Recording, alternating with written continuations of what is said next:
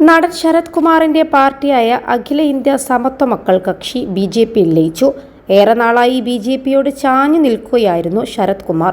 BJP സംസ്ഥാന അധ്യക്ഷൻ അണ്ണാമലൈ അടക്കമുള്ളവർ പങ്കെടുത്ത ചടങ്ങിൽ വെച്ചാണ് ലയനം നടന്നത്.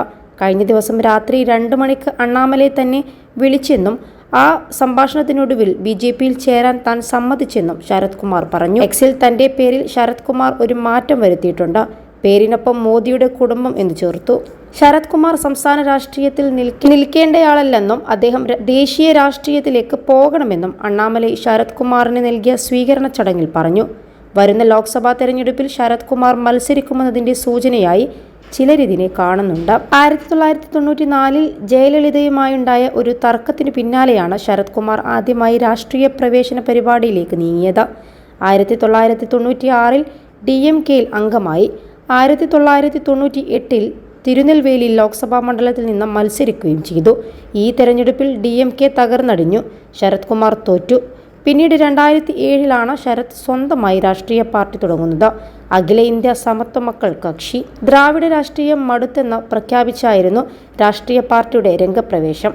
ദ്രാവിഡ കക്ഷികൾ 4 പതിറ്റാണ്ടു അധികാരത്തിലിരുന്നിട്ടും കാര്യമുണ്ടായില്ലെന്നും ഇനി ദ്രാവിഡേതര രാഷ്ട്രീയം വരണമെന്നും അദ്ദേഹം പ്രസ്താവിക്കുകയുണ്ടായി.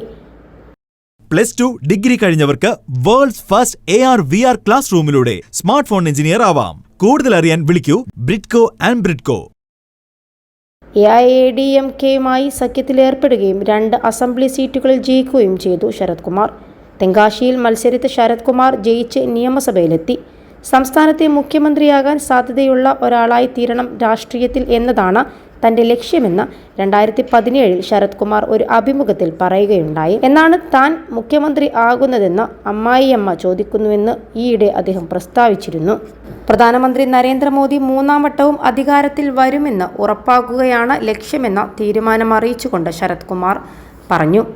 21 ലക്ഷത്തോളം സന്തുഷ്ടരായ ഉപഭോക്താക്കളും 2 ലക്ഷത്തോളം തിമിര ശസ്ത്രക്രിയകളും പൂർത്തിയാക്കിയ മലബാറിലെ ഏക കണ്ണാശുപത്രി അൽ സലാമ ഹൈ ഹോസ്പിറ്റൽ റോഡ് പെരിന്തൽമണ്ണ.